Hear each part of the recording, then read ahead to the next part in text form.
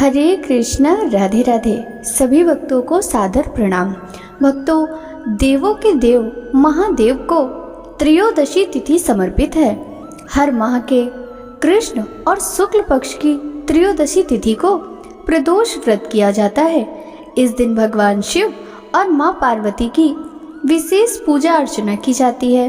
धार्मिक मान्यता के अनुसार प्रभु की पूजा करने से साधक को आरोग्य जीवन प्राप्त होता है, साथ ही शुभ फल की प्राप्ति भी होती है। भक्तों, ऐसे में वैशाख माह का पड़ने वाला पहला प्रदोष व्रत कब है, शुभ मुहूर्त और प्रदोष काल के समय के बारे में जानेंगे। साथ ही इसी वीडियो में हम प्रदोष की व्रत कथा का भी रसपान करेंगे। भक्तों, पंचांग के अनुसार वैशाख माह के कृष्ण पक्ष की त्रयोदशी की तिथि प्रारंभ हो रही है 5 मई रविवार को शाम 5:41 पर और इस तिथि का समापन अगले दिन यानी 6 मई सोमवार को दोपहर 2:40 पर होगा।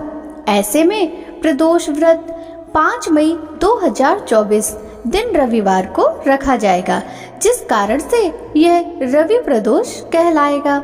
इस दिन भगवान शिव की पूजा करने का समय यानी प्रदोष काल का समय शाम 6:59 से लेकर रात 9:06 तक रहने वाला है। हिंदू धर्म में प्रदोष व्रत का बेहद खास महत्व है। मान्यता है कि इस दिन व्रत और भगवान शिव की पूजा करने से साधक को सुख और समृद्धि का आशीर्वाद मिलता है, साथ ही महादेव प्रसन्न होते हैं। प्रदोष व्रत रख रहे व्रतधारी को प्रदोष व्रत के दिन ब्रह्म बेला में उठना चाहिए और दिन की शुरुआत भगवान शिव और माता पार्वती के ध्यान से करनी चाहिए। गंगा जल युक्त पानी से स्नान करके आचमन कर स्वयं को शुद्ध करके व्रत का संकल्प लेना चाहिए। भगवान शिव को भांग, धतूरा, फल, फूल, मंदार के पत्ते, बेलपत्र, नैवेद्य आदि चीजें अर्पित करें। इसके बाद विधि पूर्वक भगवान शिव और मां पार्वती की पूजा अर्चना करें। पूजा के समय शिव चालीसा और महामृत्युंजय मंत्र का जाप करना बेहद शुभ होता है। भगवान भोलेनाथ की आरती करें। अंत में भोग लगाकर लोगों में प्रसाद का वितरण करना चाहिए और सभी व्रतधारियों को प्रदोष व्रत के दिन रुद्राक्ष की माला से ओम नमः शिवाय का 108 बार मंत्रों का जप करके मन को शुद्ध रखना चाहिए, जिससे सभी शुभ फलों की प्राप्ति हो सके। भक्तों, आइए अब रसपान करते हैं रवि प्रदोष व्रत कथा का। रवि प्रदोष व्रत करने से दीर्घ आयु और आरोग्यता के लिए रवि प्रदोष व्रत करना चाहिए। रवि प्रदोष व्रत कथा। आयु वृद्धि, आरोग्यता या चाहो संतान, शिव पूजन विधिवत करो, दुख हरे भगवान। एक समय सर्व प्राणियों के हितार्थ परम पावन भागीरथी के तट पर ऋषि समाज द्वारा विशाल गोष्ठी का आयोजन किया गया। विज्ञ महर्षियों की एकत्रित सभा में व्यास जी के परम शिष्य पुराण वेत्ता सूत जी महाराज हरि कीर्तन करते हुए पधारे। सूत जी को देखते ही सौनकादि 88,000 ऋषि मुनियों ने खड़े होकर दंडवत प्रणाम किया। महाज्ञानी सूत जी ने भक्ति भाव से ऋषियों को हृदय से लगाया तथा आशीर्वाद दिया। विद्वान ऋषिगण और सब शिष्य आसनों पर विराजमान हो गए।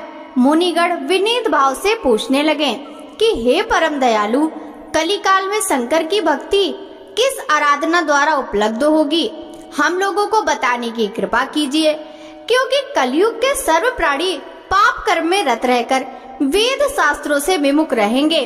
दीन जन अनेकों संकटों से त्रस्त रहेंगे। हे मुनि श्रेष्ठ, कलिकाल में सत्कर्म की ओर किसकी रुचि ना होगी? जब पूर्ण क्षीण हो जाए तो मनुष्य की बुद्धि असत के कर्मों की ओर खुद ब खुद प्रेरित होगी, जिससे दुर्विचारी पुरुष वंश सहित समाप्त हो जाएंगे। इस अखिल भूमंडल पर जो मनुष्य ज्ञानी होकर ज्ञान की शिक्षा नहीं देता, उस पर परम पिता परमेश्वर कभी प्रसन्न नहीं होते। हे महामुनि, ऐसा कौन सा उत्तम व्रत है जिससे मनवांछित फल की प्राप्ति होती हो? कृपया कर हमें बतलाइए। ऐसा सुनकर दयालु हृदय श्री सूत जी कहने लगे कि हे श्रेष्ठ मुनियों, तथा सौनक जी, आप धन्यवाद के पात्र हैं। आपके विचार सराहनीय एवं प्रशंसनीय हैं। आप वैष्णव अग्रगण्य हैं, क्योंकि आपके हृदय में सदा परहित की भावना रहती है। इसलिए हे सौनकादि ऋषियों, सुनो, मैं उस व्रत को तुमसे कहता हूँ जिसके करने से सब पाप नष्ट हो जाते हैं। धन वृद्धि कारक, दुख विनाशक, सुख प्राप्त कराने वाला, संतान देने वाला, मनवांछित फल प्राप्ति कराने वाला यह व्रत तुमको सुनाता हूँ, जो किसी समय भगवान शंकर ने सती जी को सुनाया था। और उनसे प्राप्त यह परम श्रेष्ठ उपदेश मेरे पूज्य गुरु जी ने मुझे सुनाया था, जिसे आपको समय पाकर शुभ बेला में मैं सुनाता हूँ। बोलो उमापति शंकर भगवान की जय। सूत जी कहने लगे कि आयु वृद्धि स्वास्थ्य लाभ हेतु त्रयोदशी का व्रत करें। इसकी विधि इस प्रकार है। प्रातः स्नान कर निराहार रहकर शिव ध्यान में मग्न हो। शिव मंदिर में जाकर शंकर की पूजा करें। पूजा के पश्चात अर्धपुंड त्रिपुंड का तिलक धारण करे। बेल पत्र चढ़ावे, धूप दीप अक्षत से पूजा करे। ऋतु फल चढ़ावे। ओम नमः शिवाय मंत्र का रुद्राक्ष की माला से जप करे। ब्राह्मण को भोजन करा, सामर्थ्य अनुसार दक्षिणा दे। तत्पश्चात मौन धारण करे। व्रती को सत्य भाषण करना आवश्यक है। हवन आहुति भी देनी चाहिए। मंत्र ओम ह्रीं क्लीं नमः शिवाय स्वाहा से आहुति देनी चाहिए। इससे अभीष्ट फल की प्राप्ति होती है। व्रती पृथ्वी पर शयन करे, एक बार भोजन करे, इससे सर्व कार्य सिद्ध होते हैं। श्रावण मास में तो इसका विशेष महत्व है। यह सर्व सुख धन आरोग्यता देने वाला है। यह व्रत इन सब मनोरथ को पूर्ण करता है। हे ऋषिवरों, यह प्रदोष व्रत जो मैंने आपको बताया, किसी समय शंकर जी ने सती जी को और वेद व्यास मुनि ने मुझे सुनाया था। सौनकादि ऋषि बोले, हे पूज्यवर महामते, आपने यह व्रत परम गोपनीय मंगलप्रद कष्ट निवारक बतलाया है। कृपया यह बताने का कष्ट करें कि यह व्रत किसने किया और उसे क्या फल प्राप्त हुआ। श्री सूत जी बोले, हे विचारमान ज्ञानियों, आप शिव के परम भक्त हैं। आपकी भक्ति देखकर मैं व्रती पुरुषों की कथा कहता हूँ। एक गांव में अति दीन ब्राह्मण निवास करता था। उसकी साध्वी स्त्री प्रदोष व्रत किया करती थी। उसके घर ही पुत्र रत्न था। एक समय की बात है कि वह पुत्र गंगा स्नान करने के लिए गया। दुर्भाग्यवश मार्ग में चोरों ने उसे घेर लिया और वे कहने लगे कि हम तुझे मारेंगे, नहीं तो तू अपने पिता का गुप्त धन बतला दे। बालक दीन भाव से कहने लगा, हे बंधुओं, हम अत्यंत दुखी दीन हैं, हमारे पास धन कहाँ है। चोर फिर कहने लगे, तेरे पास पोटली में क्या बंधा है। बालक ने निसंकोच उत्तर दिया कि मेरी माता ने मुझे रोटी बांधकर दी है। दूसरा चोर बोला कि भाई, यह तो अति दीन दुखी हृदय है, इसे छोड़िए। बालक इतनी बात सुनकर वहाँ से प्रस्थान करने लगा और एक नगर में पहुँचा। नगर के पास एक बरगद का पेड़ था। बालक थककर वहाँ बैठ गया और वृक्ष की छाया में सो गया।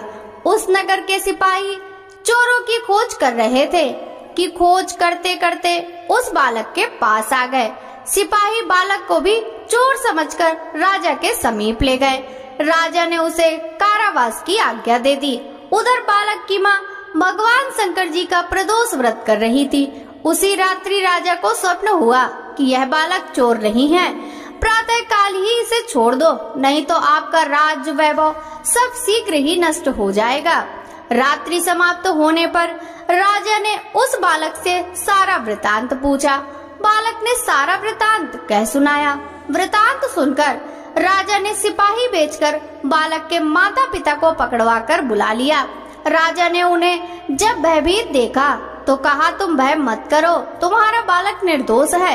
हम तुम्हारी दरिद्रता देखकर 5 गांव दान में देते हैं। शिव की दया से ब्राह्मण परिवार अब आनंद से रहने लगा। इस प्रकार जो भी इस व्रत को करता है उसे आनंद प्राप्त होता है। बोलो उमापति शंकर भगवान की जय।